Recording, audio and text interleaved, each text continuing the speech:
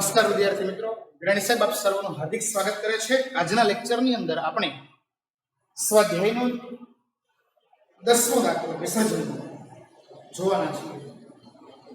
શું કહે છે આ દાખલો વિદ્યાર્થી મિત્રો એ ધ્યાનમાં રાખીએ। સત્યમ શિવમ અને સુંદરમ 3:2:1 ના પ્રમાણમાં નફો નુકસાન વહેંચતા ભાગીદારો છે।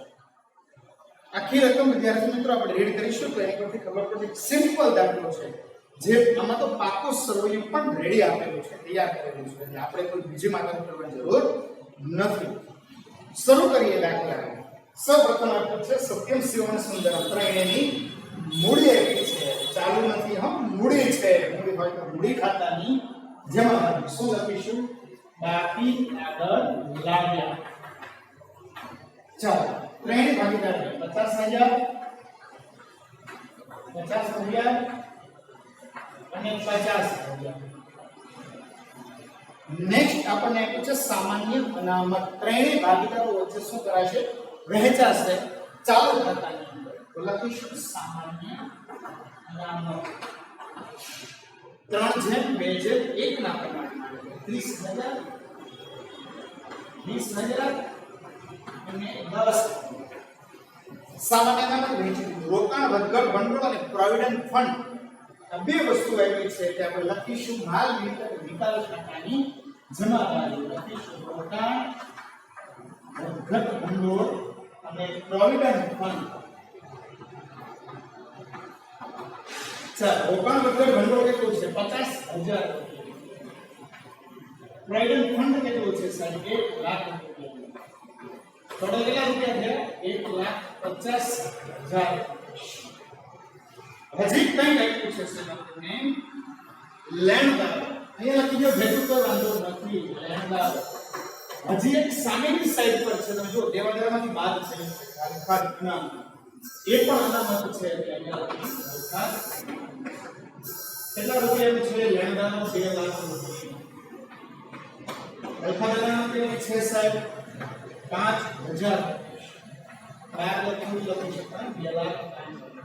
આ બધું ભેગું કરીને લખો તમે કોઈ વાંધો નથી, બધામાં સરખું જ રહે છે, કોઈ ફેરફાર થતો નથી। એટલા માટે વિદ્યાર્થી મિત્રો આ બધું જે છે તે કેવું છે કોમન હોય છે, એમાં કોઈ ફેરફાર થતો નથી। પછી મિત્રો કહે છે આપણને ચાલુ ખાતા સત્યમ અને શિવમ, તો લખીશું ચાલુ ખાતા બાકી આગળ લાવ્યા।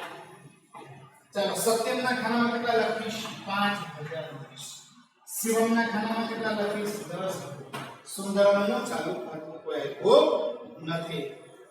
હવે પછી વિદ્યાર્થી મિત્રો મિલકતો તરફ જવું છે આપણે ત્યારે તો જોઈએ વિદ્યાર્થી મિત્રો મિલકતો શું આપી છે મિલકતોમાં તે ધ્યાન રાખતા જઈએ તો સરળતાથી સમજાય।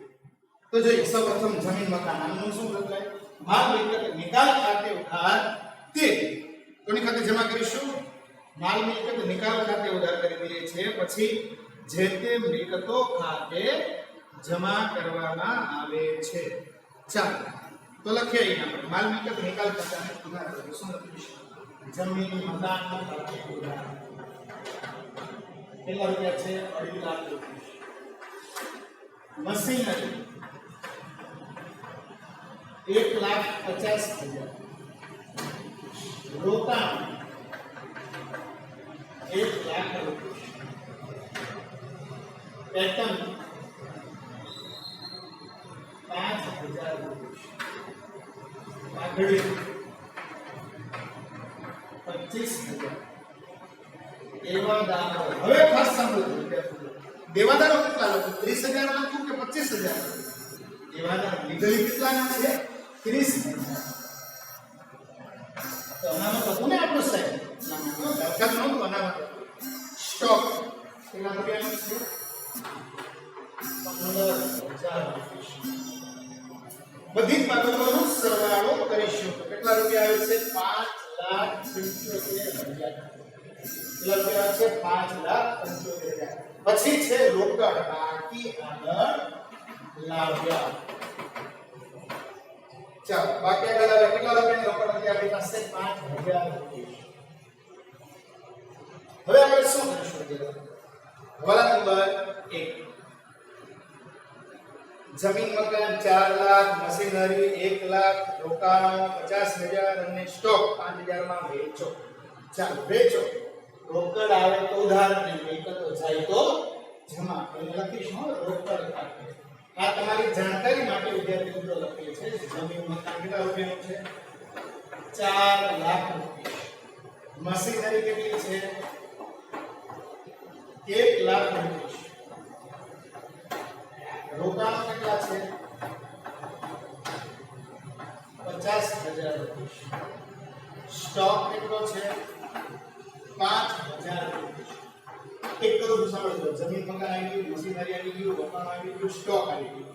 હવે કઈ કરે છે વાંચજો 2 નંબરનો હવાલો છે. દેવાદાર પૈકી 15,000 ના દેવાદારો પાસેથી નાણાં મળ્યા, બાકીના માંડી ગયા. તો દેવાદાર 15,000 દેવાદાર પણ આવી ગયા.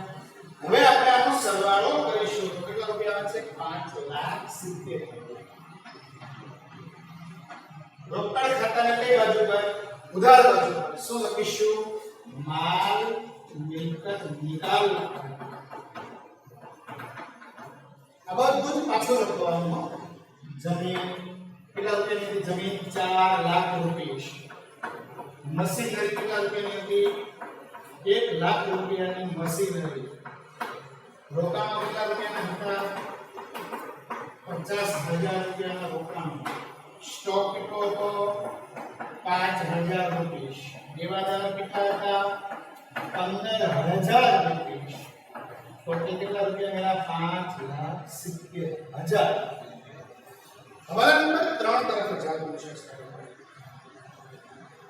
લેણદારો પૈકી 10% લેણદારોને ચોપડે નહીં નોંધાયેલ રોકાણો 20% 10,000 ના આપ્યા. ભાઈ કાકો લેણદારો કેટલા છે? કેટલા લખ્યા? અહીંયા બોર્ડ પર ધ્યાન આપજો.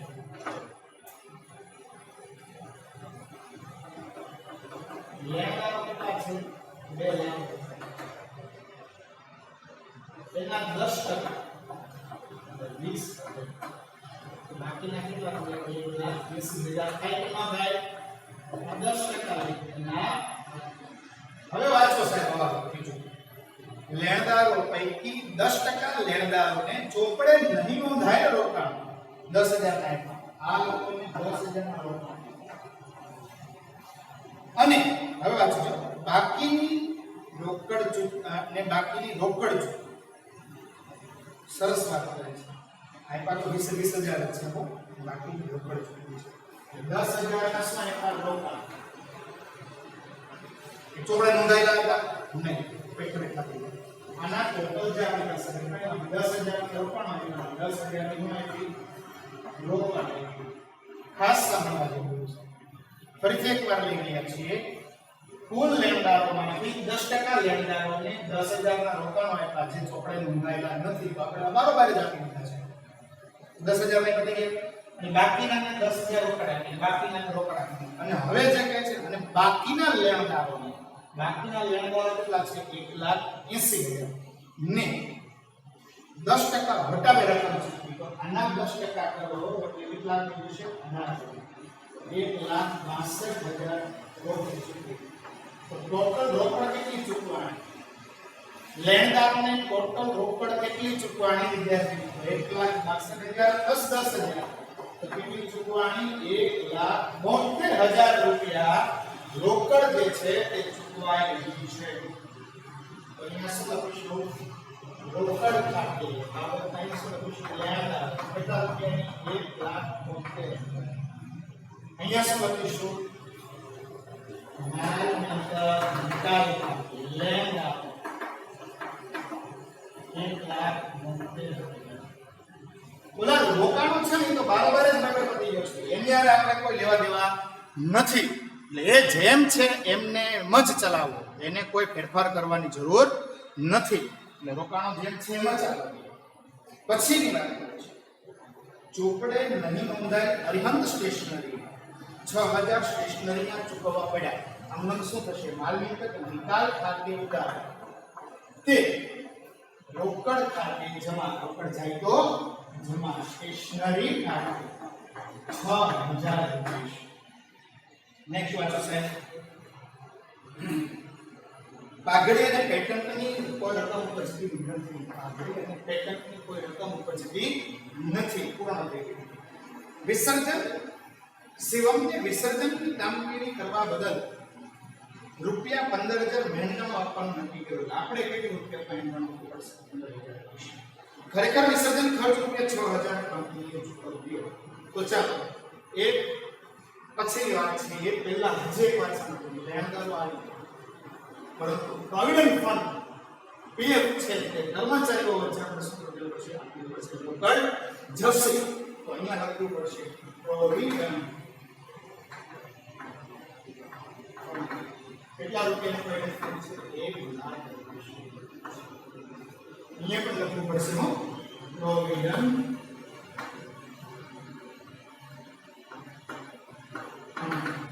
કેટલા રૂપિયાનું છે?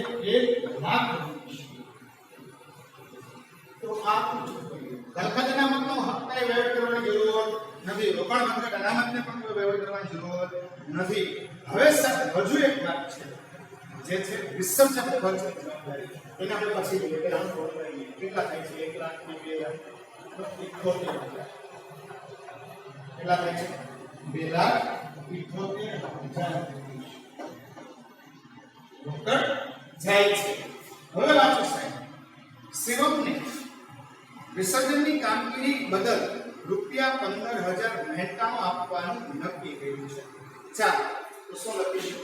શિવમના ચાલુ ખાતે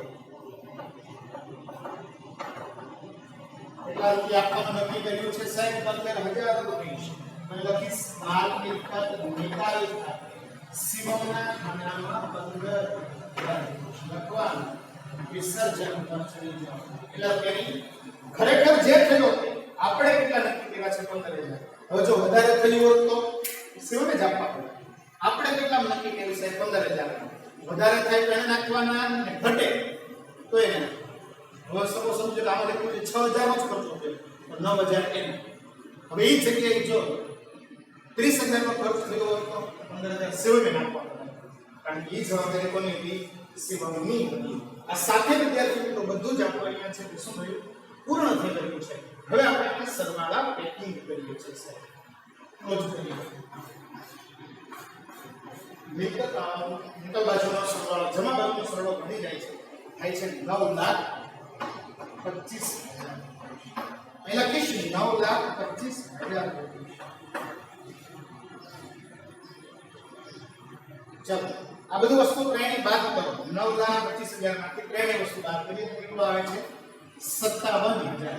જે ત્રણેય ભાગી કરો છે 3/2/1 લાખ. તો લખીશું સત્યમ શિવમ સુંદરમ. ચાલુ ખાતે લઈ જવાનું છે. ક્યાં લઈ જવાનું છે? 57,000 ને 3/2/1 ના પ્રમાણમાં 23,500. પછી પાછા કરો 19,000 અને 9,000.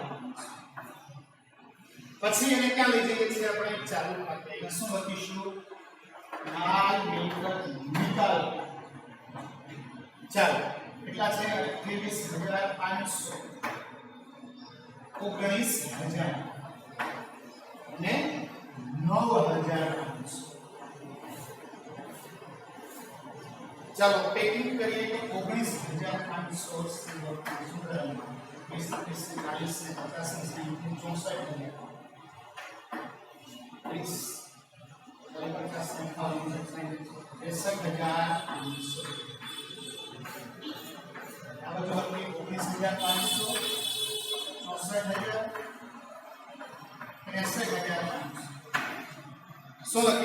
મૂડી ખાતે લઈ જઈને બંધ થાય છે. ક્યાં લઈ જવાના છે? મૂડી ખાતે લઈ જઈને બંધ થાય છે. 63,500, 64,000, 19,000.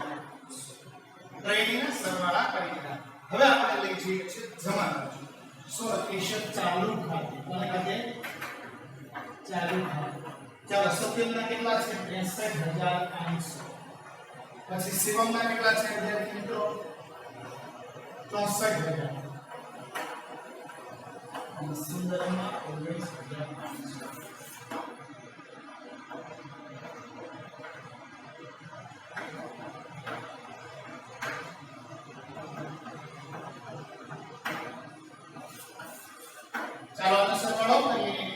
13,500 1,14,000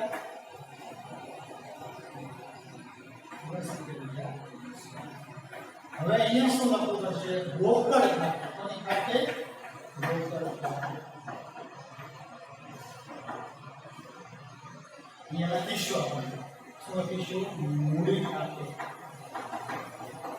સત્યમ શિવમ અને સુંદરમ સત્યમ કેટલા છે 1,13,500 શિવમ કેટલો છે 1,14,000 સુંદરમ કેટલો છે 69,500 ચાલો હવે આ ત્રણનો સરવાળો વિદ્યાર્થી મિત્રોને કરીએ 1,13,500 1,14,000 2,97,000 કેટલા થાય છે 2,97,000 બે સાઈડના સરવાળા કરીએ તો કેટલા થાય છે 5,75,000 આ સાથે વિદ્યાર્થી મિત્રો બે સાઈડનો સરવાળો સાચો આવે તો આપણે સમજી શકીએ કે આપણો દાખલો સાચો છે આ સાથે વિદ્યાર્થી મિત્રો આપણો અહીંયા દાખલા નંબર 10 નો પૂર્ણ થયો સાથે ચેપ્ટર નંબર 7 ભાગીદારી પેઢીનું વિસર્જન પણ પૂર્ણ થયું એની સાથે 12મા ધોરણનો નામાના મૂળ તત્વ એટલે એકાઉન્ટ ભાગ નંબર 1 પણ અહીંયા પૂર્ણ થઈ રહ્યો છે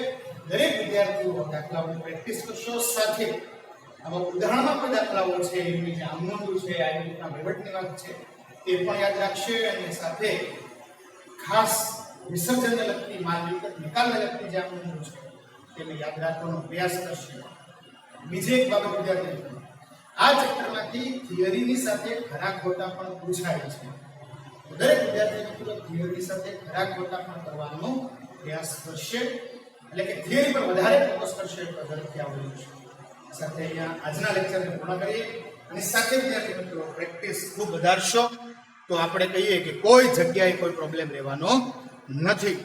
અસ્તુ, આભાર.